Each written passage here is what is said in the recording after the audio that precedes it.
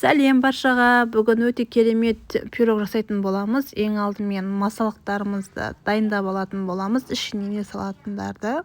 Ең алдымен 2 жұмыртқамызды табамызға салып, оның үстінен кішкене ғана тұзымызды салып жіберетін боламыз.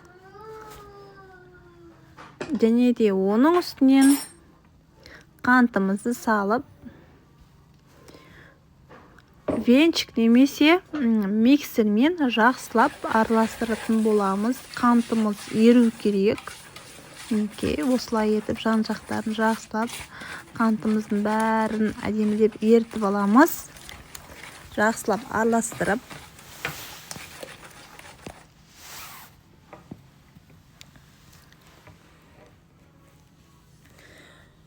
мінекей қантымыз кішігірім болса да еріді. Енді оның үстінен біз айранымызды салатын боламыз. Мінекей айранымызды салдық. Оны да бір масса етіп жақсылап венчикпен араластыратын боламыз.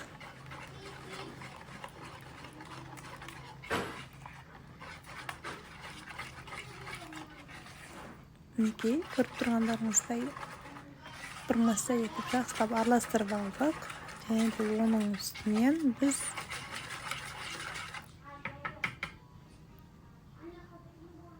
сұйық майымызды құятын боламыз. Оны да жақсылап бір масса етіп жақсылап араластырып алатын боламыз.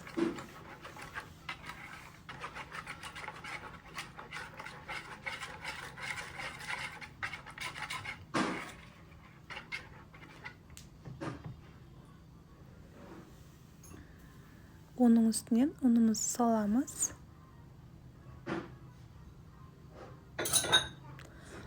Ұнымыздың үстінен кішкене содамызды салып жіберетін боламыз.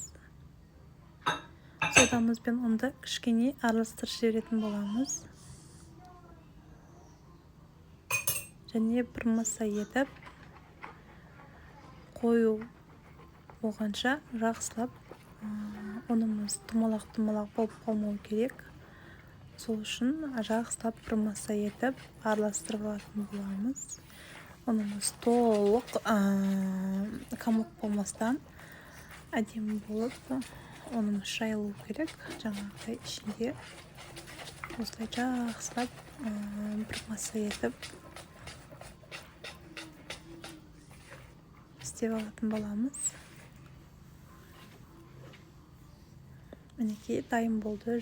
Оны біз табамызға салып, жақсылап құйып аламыз.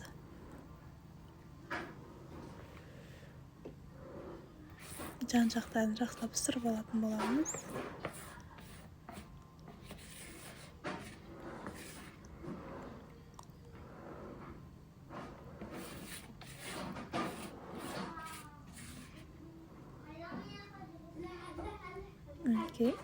Өте әдемі шығады. Мына жандардың бәріне кішкене жайып шығатын боламыз табамыздағы. Оны сәндеу үшін мен кішкене ғана малинаны қолдандым. Кептірілген малина. Осыны сәндеу үшін 4-5 алып, майдалап, бетіне сеуіп шықтым. Менде асельпечка болғандықтан мен 160 градуста пісіремін. 25-30 минуттай пісіретін боламын. Сіздерде қандай пеш, сол печке байланысты. Мінекей менің пирогым уже 25-30 минутта пісті. Ішіне көретін боламыз толық піскен піспегенін. Мінекей толық піскен. Және де оны біз алу үшін бірінші алдымен суытып алатын боламыз пирогымызды. Өйткені ұстайтын болсақ қолымыз күйіп қалуы мүмкін. Және де осылай жандарын қолымызбен жабысып қалмау үшін осылай әдемілеп алатын боламыз. Өте әдемі, өте биік болып шығады пирог. Сіздер де жасап көрсеңіздер болады. Үйде қандай зат бар, соны жасаңыздар да болады. Көп зат кетпейді негізі.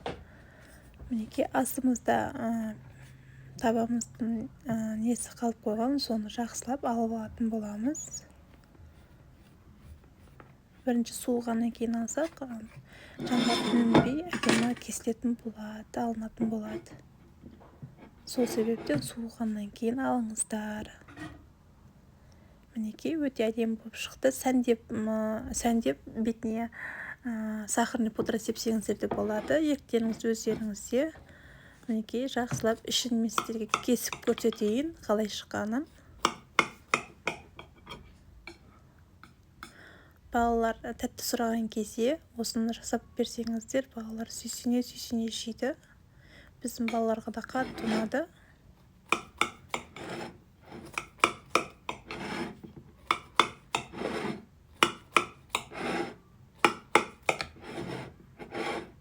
Мінекей осылай әдемі етіп кесіп, кешкі тамаққа немесе таңертеңгі шайға, беткі шайға қолдансаңыздар болады.